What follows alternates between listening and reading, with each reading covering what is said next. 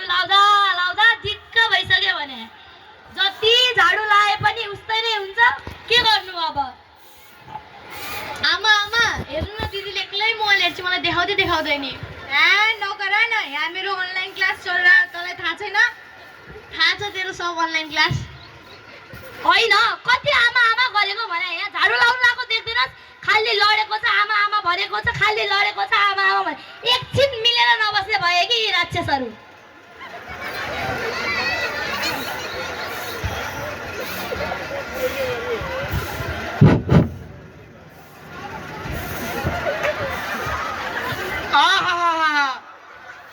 मेरा छोराछोरीहरू यो पटक पनि पास हुन्छन् अगाडिदेखि होइन पछाडिदेखि यसो बिहान हेर मोबाइल हेरिदिन्छु यसो साँझ हेर मोबाइल हेरिदिन्छु यो मोबाइलले गर्नुसम्म गर्यो तँ चाहिँ पास नहोस् मैले जानिस् तँलाई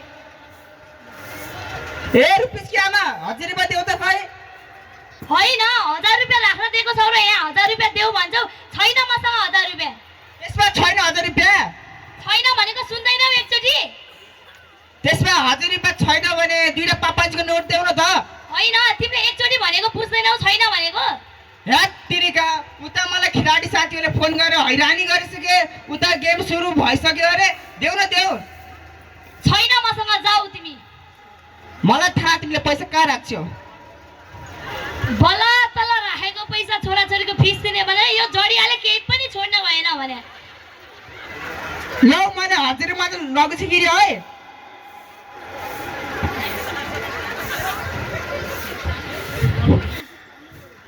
होइन किन हाम्रा बाले कुन गेम खेल्छन् तेरा बाले बिहानै उठेर 4 बोतल गोल हान्छन् साँझ भने 4 बोतल गोल हान्छन् दिउँसभरि 3 गरी तास खेल्छन् बुझिस् त पनि त्यही जडियाको छोरा त होस् त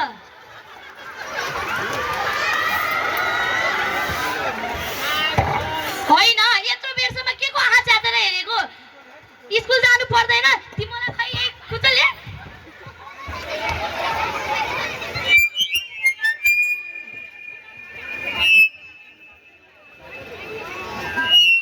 मोरी तेरो त मोबाइलबाटै नपरेछ रे के हो कहाँ त्यति मात्रै हो र मैले त बजारबाट सामान किनेर दिएको पनि देखिसकेँ छोडिदेऊ यस्तो कुरा ढिलो भइसक्यो हिँड जाम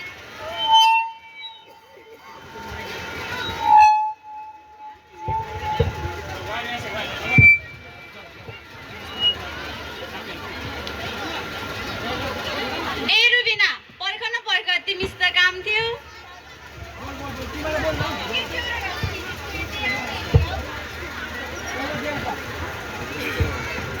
के हो तिम्रो त गाईको पो सुनेको थिएँ मोबाइलबाटै लप परेको छ अरे नि त होइन तिमीलाई कसले भन्यो फेरि त्यस्तो सुनेको नि होइन यिनलाई मतलब छैन भने हामीलाई के को मतलब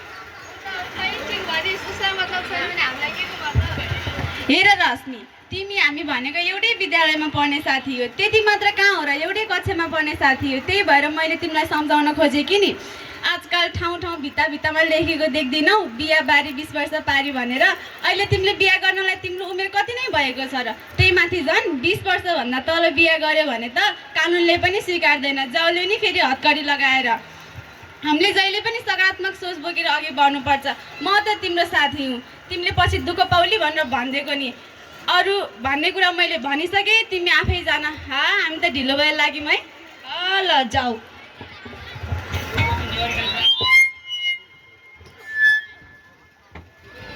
ए रुपेश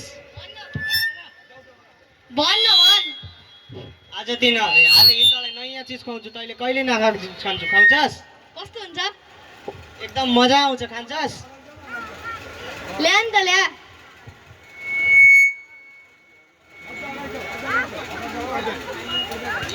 इला खा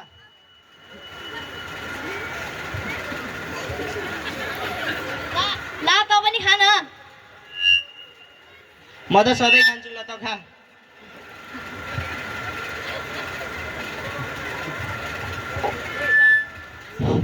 साथी कस्तो घुमाइरह साथी कस्तो मलाई त टाउको दुखिरहेको छ साथी मलाई त कस्तो पिङ खेले जस्तो भयो साथी ओए बुझ्छ यहाँ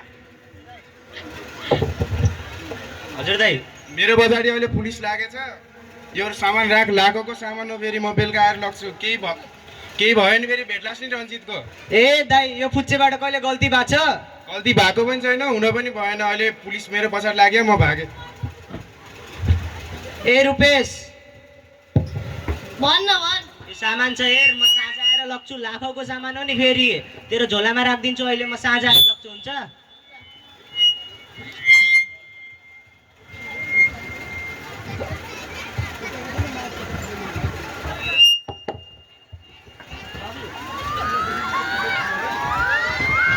ओ बाबु, के हो गया? हजुर हजुर स्कुल जान लाग्यो। स्कुल जाने टाइम यही हो? हल्दार साहब, अघि नै भाग्ने केटा यही होइन? होइन हजुर, त्यो ठुलो थियो, यो सानो छ। हजुर हो, त्यो त ठुलो थियो। बाप्पा यस्तरी भएको थियो, त्यसलाई पकाउन पाए त मैले जाने थिएँ। हल्दार साहब, यसो ब्याग चेक गर्नुहोस् त।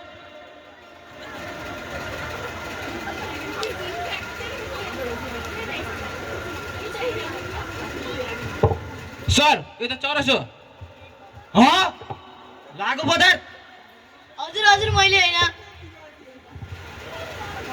बढ्दा बोल्छस्? हजुर हजुर मैले होइन। ए चुप। हल्दार साहब, यसलाई उठाउनुहोस्। ल र ठेडकोमा हाल्नुहोस्। अब गइस केटो, गइस। 8-10 वर्ष गइस। होइन, यो केटीले के गरे कि नाकै पो काटी। ए रुपेशको बा, ए रुपेशको बा, होइन यिनी कहाँ मरे? ए रुपेशको बा। होइन, के भयो? किन गरायो घाँटी फुलिने तालले? के भयो र? होइन, के हुने हो र? तिम्रो छोरीले चिठी छोडेकी चाहिँ ल आफै पढ। अब्बा बाबा, यसले नाकै काटेर गयो। मैले तँलाई भनेन छोरीलाई पढाइमा ध्यान दियो भनेर? धेरै माया गरेछि, जे भन्यो त्यही दिएछि। मोबाइल भन्यो मोबाइल दिएछि, पैसा भन्यो पैसा तानेछि। म केही जान्दिनँ, तै गर। अरू मलाई थाहा भएन। मेरो छोरी जहाँबाट भए पनि ल्याइदेऊ। यत्रो मैले सानैदेखि हुर्काएर पुल आएको छोरी, मेरो जहाँबाट भए पनि ल्याइदेऊ मेरो छोरी। अरू मलाई थाहा भएन। भयो, अब धेरै नरो। त्यो तेरो माथि छोरी हो र मेरो पनि छोरी हो त। माया मलाई पनि लाग्छ, धेरै नरो।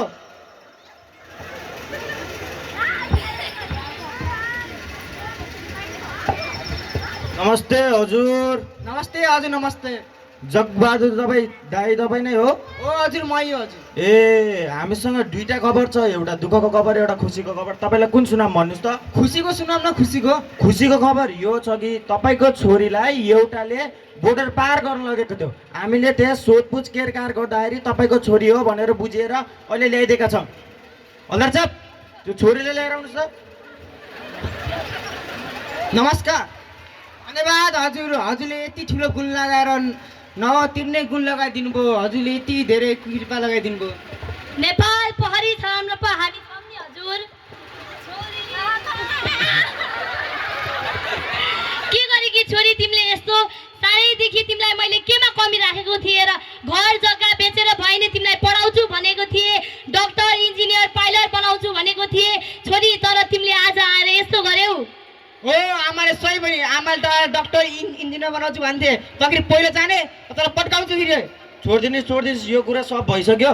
अब दुःख खबर यो छ कि तपाईँको छोरालाई हामीले लागु औषधसँग रङ्गे हात पकडेको छौँ र अहिले ऊ इलाकामा छ। होइन हजुर, मेरो बच्चा त बिहानै युनिफर्ममा स्कुल गएको थियो नि हजुर।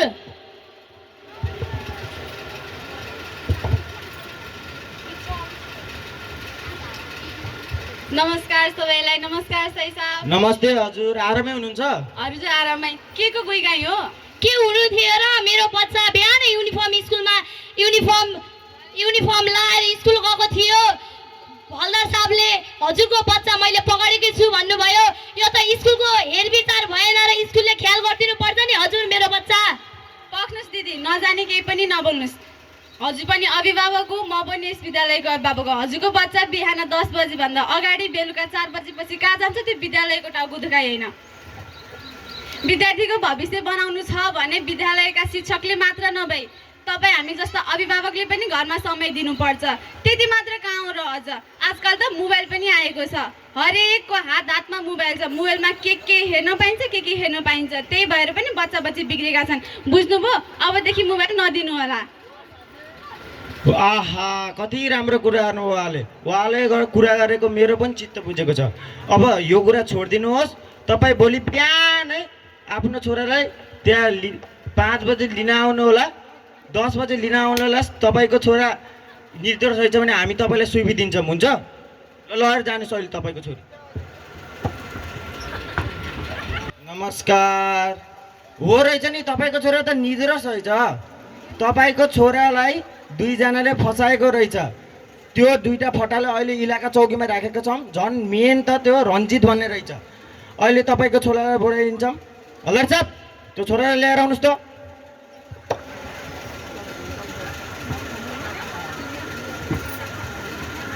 फुइया, तैँले के गरेको यस्तो? मैले तँलाई केसमा कमी राखेको थिएँ र सानैदेखि खाना लाउनमा कमी राखेको थिएँ तँलाई। आज आएर त गाजा चुरो खाने भइस नि। म तँलाई स्कुल पढ्न पठाएको तर मैले गाडा चुड खान पठाएको। त यस्तो गर्छस्? छोडिदिनुहोस् यो कुरालाई छोडिदिनुहोस्। तपाईँको छोरालाई हामीले सम्झाएका छौँ। तपाईँ पनि सम्झाउनु होला घरमा। अहिले तपाईँको छोरालाई लहर जानु सक्नुहुन्छ, हुन्छ? नेपाल प्रहरी जय।